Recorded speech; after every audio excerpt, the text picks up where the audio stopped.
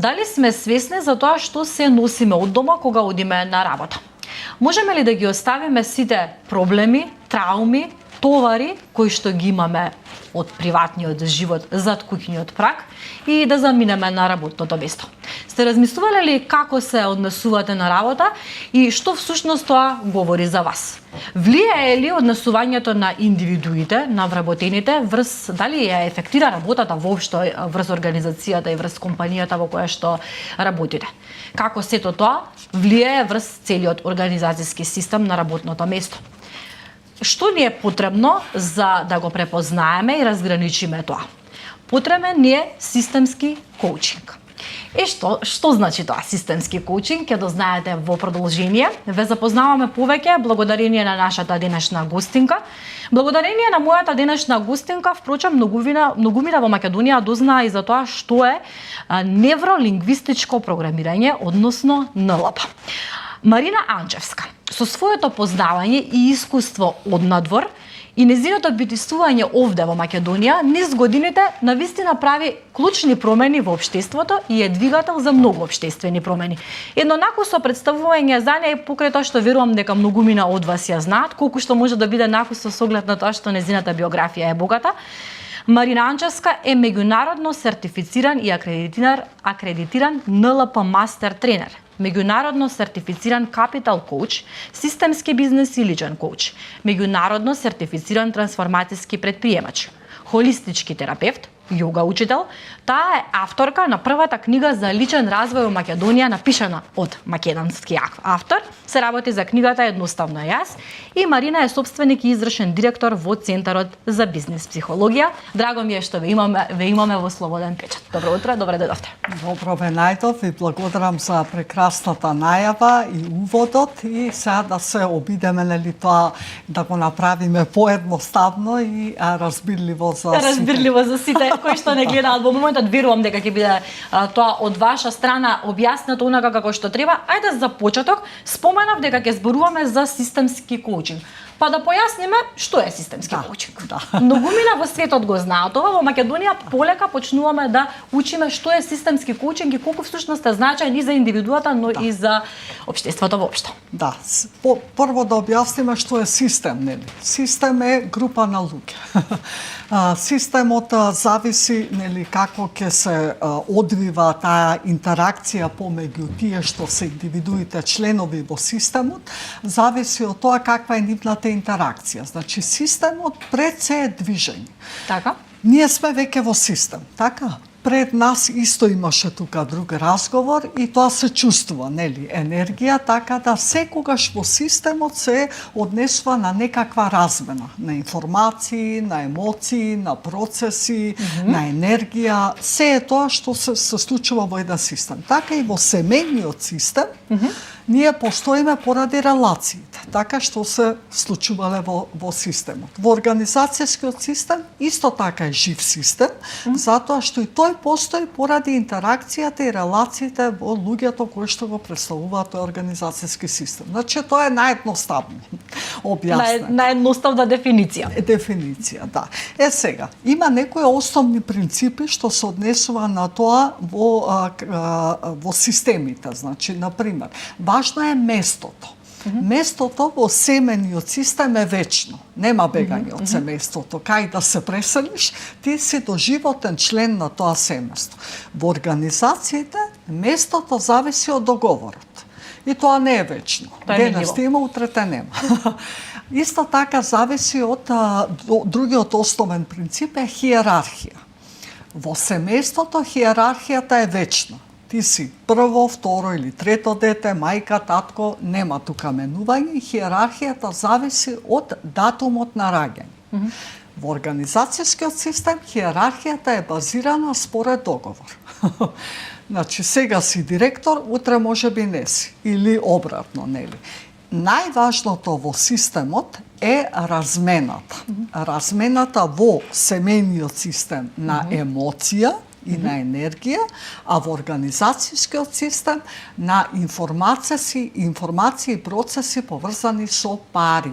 Така? И сега, ако тука настане дисбаланс во семејството, загуба, починување на некои трауми, загуба на имот, нели, нешто се случува, тоа што станува дисбаланс и некој од системот ќе прави нешто за да направи некаква рамнотежа. Во организацијскиот систем се случува истото. И во организациите се случуваат трауми, загуби, луѓе кои што не се почитувани, конфликти и секој од нас што е член на тој тим прави нешто за да го одржува во баланс. Тоа е предизвикот. Затоа што тоа што го правиме е несвесно. Сега ние треба да бидеме свесни за сево ова, а за тоа ни помагаат тие системски констелации. Точно. Вие сте тука да ни објасните што всушност значи тоа, бидејќи веќе вие почнавте со вакви системски констелации. Така, и сега појаснете ни што значи, еве, не гледаат многу умина, можат да дојдат да присуствуваат и индивидуално, но и групно, можат и фирми да присуствуваат на такви, така. Ајде појаснете ни што е тоа системска констелација. Што се случува вака? За да дојдеме до тоа методите, нели, една од методите на системската работа се констелациите. Меѓутоа, прво, нели, најважното е, вие спомнавте на почеток, дека важна е целината. Така. Важна е, значи, не е важно кој си во системот, туку што правиш за да го одржуваш системот во баланс. И сега кога се работи во организациите, ние треба да видиме прво организацијата како една сложувалка. Така. Да. И сега, за да ја направиме сложувалката, нели, најобично, сите сме правеле сложувалка, ние треба да ја знаеме прво големата слика. Така, што правиме? логично. Така. И сега можеби едно делче ќе ни недостасува. Како тоа делче ќе го пополниме? Тоа е исто и во организацијата, значи се мора да се вклопи. Меѓутоа, сложувалката не може да ја добие целата слика ако сите тие делови не се добро поврзани. А тие делови не се поврзуваат добро поради недоразбирања, конфликти, нешто се случува. Значи, како ние да ја поместиме, да ја наместиме таа сложувалка, прво и основно е важно дали луѓето кои што се дел од тимот се чувствуваат безбедно. И са што значи тоа, нели? Безбедна може да е организацијата, профитабилна, постои долго време на пазарот, иновативна, меѓутоа, иако е организацијата безбедна, луѓето не се чувствуваат безбедно. Од различни причини. Од различни причини, можда лични причини, затоа во семејството имале некакви проблеми и кај нив е изместена таа доверба во луѓето, доверба во животот, доверба во Македонија и така натаму. Затоа кога ќе дојдат на работа, тие по дефолт не се чувствуваат безбедно и наместо да се поврзуваат со луѓето, се пазат од луѓето. Така. А знаеме кога се пазиме, значи не сме отворени за соработка, така? Значи многу фактори влијаат и една од значените фактори е исто така, нели, кога збориме, јас зборувам сложувалката, мораме да ја видиме како констелација. Значи кога се прави системски, да кажеме, организацијски констелации, се гледа што недостасува во тимот, какви образци на однесување имаат луѓето, какви стратегии имаат на справување, бидејќи никогаш проблемот не е проблем. Релацијата со проблемот е проблем. Како ние воопшто во животот се носиме со промени, предизвици и со конфликти. Тоа значи, простете ако ве прекинам, тоа значи дека доколку настане некаков конфликт или проблем помеѓу двајца вработени, проблемот нема да се реши само ако се смират во дадената ситуација заради тоа што се скарале затоа што му ја земал чашата. Туку затоа што образецот на однесување, кога и да има друг нареден проблем некаде, вработениот ќе реагира на исти начин, бидејќи ништо не е сменето на несвесно ниво. Тоа е системски констелации, системскиот коучинг работи на стратегии на преживување. А тие стратегии на преживување ние сме ги создале во текот на живењето во нашето семејство. Што значи стратегија на преживување? Можеби сум имала родител кој што бил премногу критички настроен, со позитивна намера, да ме научи како треба, животот е борба, треба да се снаоѓаш. И сега јас ако сум критички цело време воспитувана, јас или ќе станам самокритична, или ќе критикувам и вие себе. ќе критикувате, така, ќе го рефлектирате тоа врз вашите колеги? Во околината било кој систем, партнерски односи независно. Например, можеби сум воспитувана со родител кој што е разумен. Родител кој што не покажува емоции, емоционално недостапен родител. И тоа е можеби со позитивна намера да ме научи дека животот е тежок, нели? Така. Меѓутоа, што учам јас од тоа? Дека ако покажувам емоции е слабост, не можам да се носам во емотивни ситуации, затоа што не покажувам емоција, не покажувам ранливост и тоа секако влие во обкружувањето. Значи, се важно од тоа ние од каде доаѓаме. Можеби во семејството имало конфликти. Може, секое семејство. Не постои семејство кај што нема конфликт. Совршенство не постои. Да. Меѓутоа, како родителите, дали родителите ме ставале мене измеѓу и преку мене оделе тие конфликти, можеби јас ке станам некој балансер. Затоа што сум го научила тоа од мали носе и на работа исто можеби јас ке ги решавам проблемите на другите, ке кажувам свое мислење или пак ке кријам се по тепих затоа што конфликтот за мене можеби е Е страв. Страв. Така. Ве разбирам, јас комплетно верувам дека и нашите гледачи веќе им станува појасна сликата. Целта на целиот разговор е дека всушност треба да бидеме сите свесни за ова, без разлика каде битуваме. Не зборуваме само за работа, зборуваме за секаков еден систем од кој што сме дел. Сега, велите дека тоа се постигнува преку системски коучинг. Ајде да појасниме што всушност, како. Како тоа се прави. Па можам да кажам на пример еден пример.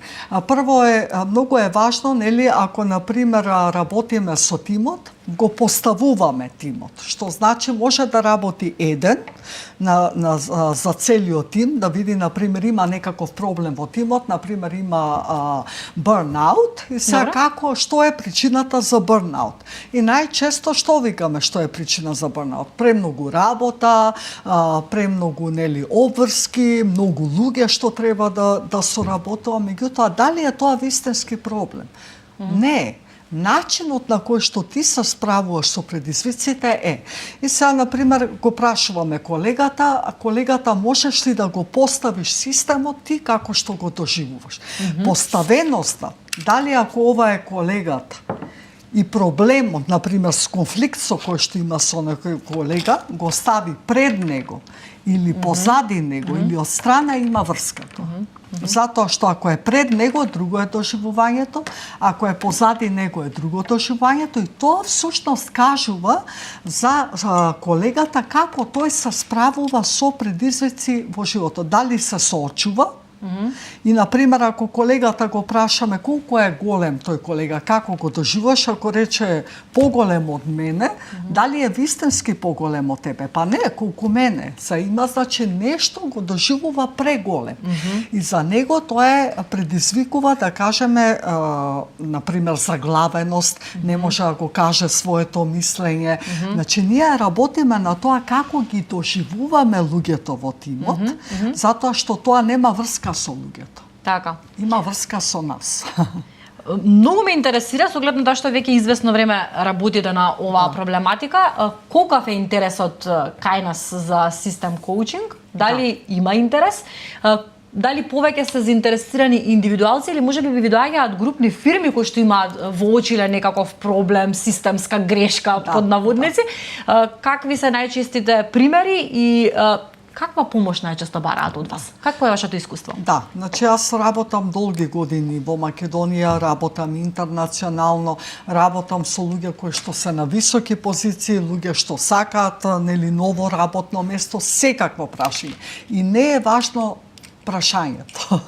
Пак ќе кажам, многу е важно како луѓето се доживуваат себе си со тоа прашање и секако и компаниите доаѓаат со различни проблеми, различни предизвици што ги имаат, меѓутоа и со желба за напредок. Така да можам да кажам дека во Македонија се по достапно, поотворено, значи се инвестира, ова е личен развој. Така? Ова не се работи на тренинг за комуникација, па да ги научиме луѓето како да комуницираат со себе. Не, ние ги учиме како доаѓаат до реалноста која што им се случува. Што е тоа што во нив несвесно им се случува, например, несвесна улога што ја носат од семејството, например, ако е некој цело време, например, бил трето дете, се случило загуба, например, родител еве починал или болесна родител, например, ова трета застанува на местото на родител. Тука е веќе се изместено. Превзема одговорност, значи не е во годините во кои што е. Што значи ако ова личност оди на работа, исто така ќе го има истото однесување да спасува други. Со некој мајчински инстинкт, родителски инстинкт? Да превзема одговорност за други луѓе и после ќе дојде кај мене и ќе рече имам бърнаут. Така. Не е до бърнаутот, до улогата што се случила во семејството, истата што се пресликува на работа. Или па луѓе има, вика, не знам, немам чувство на припадност на работа. Например, не можам да си го најдам своето место. И правиме констелација, гледаме дека всушност и во семениот систем го нема своето место. Не стои на своето место. Всушност, семејните проблеми, семејните ситуации, нека не биде само проблеми, се рефлектираат, не се само проблеми, убавите работи од семејството се рефлектираат секаде со нас. Потребно е да го разграничиме тоа. Предпоставувам дека одговорот би бил индивидуално кај секого, но еве ваше видување според искуството, колку нашето општество е подготвено за осознавање и себе спознавање, колку сме подготвени како индивидуи да работиме на ова. Што вели вашето искуство? Исти луѓе ви доаѓаат или ви се зголемува бројот на заинтересираност за ова? Се зголемува. Секако јас се сеќавам кога се вратив од Холандија пред 17 години, кога почнав со НЛП приказната во Македонија, тоаш исто беше табу тема да се инвестира во вработените, имаше честни исклучоци, меѓутоа сега е тоа нормално. Зошто?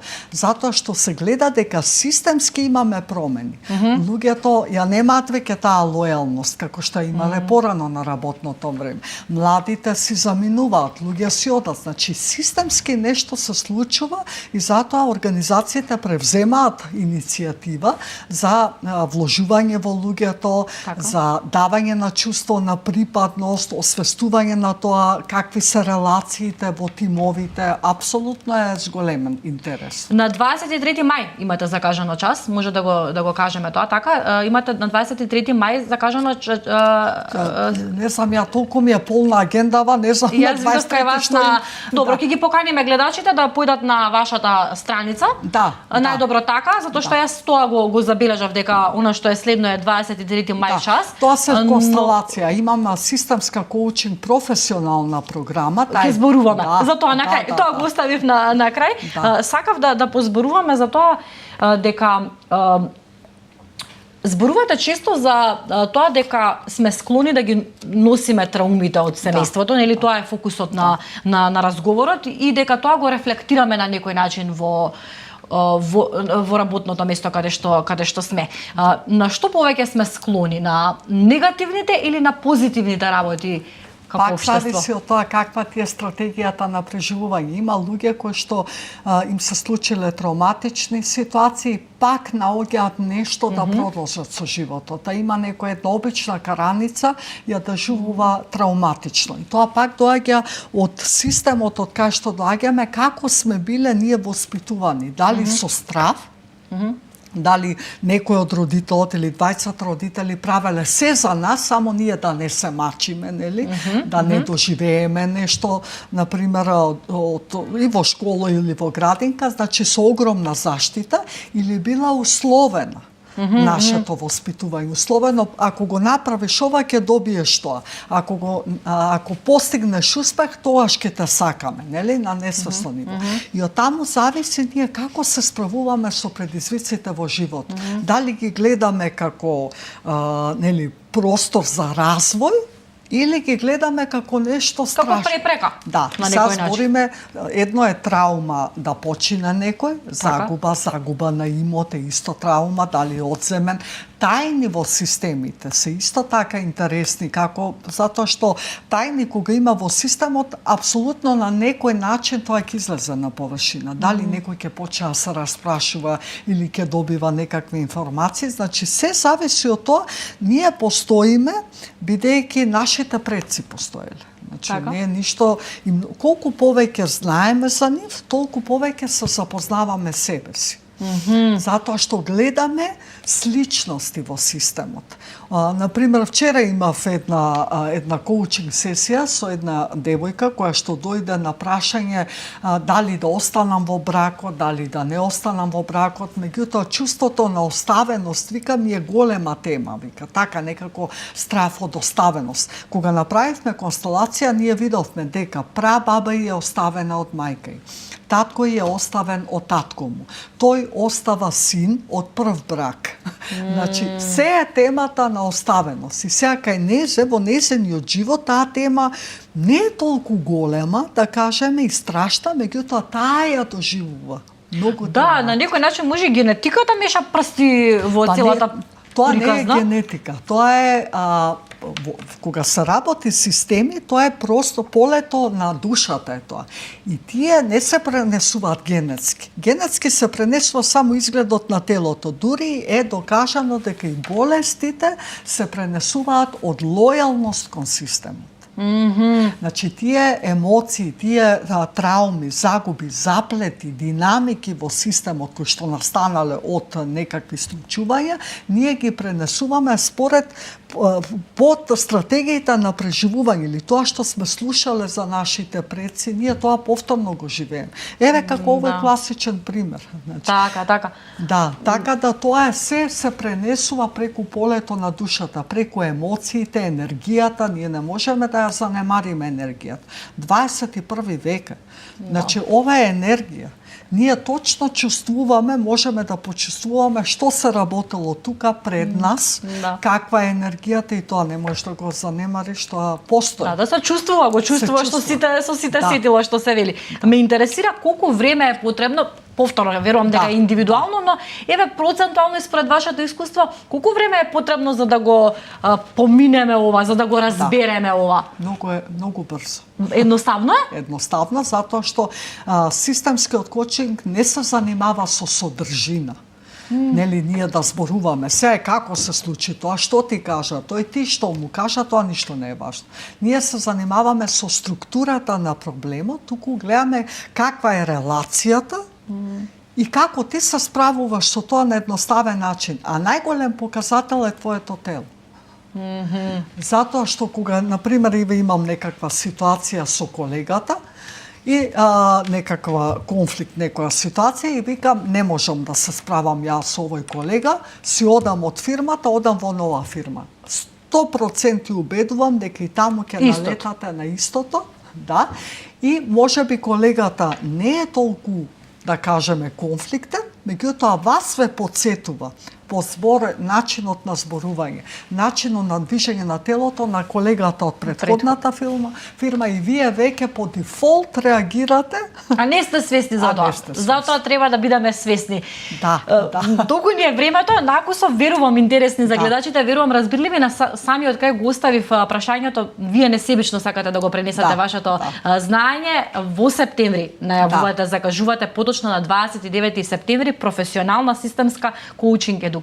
Во следните минути ве оставам да кажете зашто поточно станува. Да, тоа е единствена во регионот на мастер ниво акредитирана програма да станете системски коуч.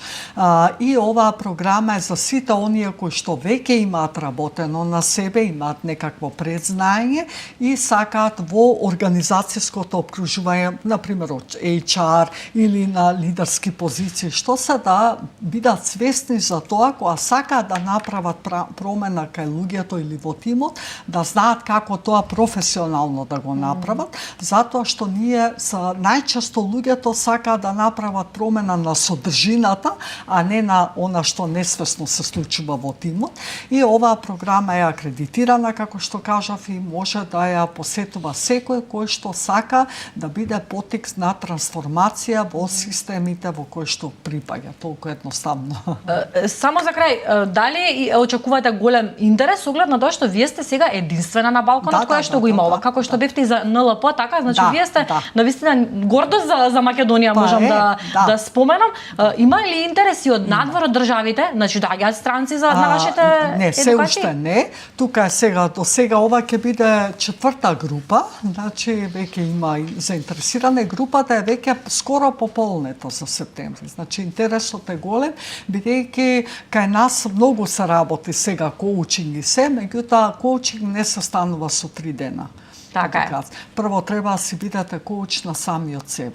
Убаво кажавте. Мислам дека ова е одлично завршување на овој наш разговор. Марина Анчевска, нема да повторувам уште еднаш сите ваши титули и ваши знаења. Човек е најважно. Пред се во секој случај со вас има за многу работи да се зборува. Некогаш ќе ја начнеме и јогата како тема. Ќе ми биде задоволство повторно да се сретнеме и да ве имаме во Слободен печат. Ви благодарам што бевте тука. Ви благодарам и на вас на поканата. Почитувани, ви останете со нашата програма.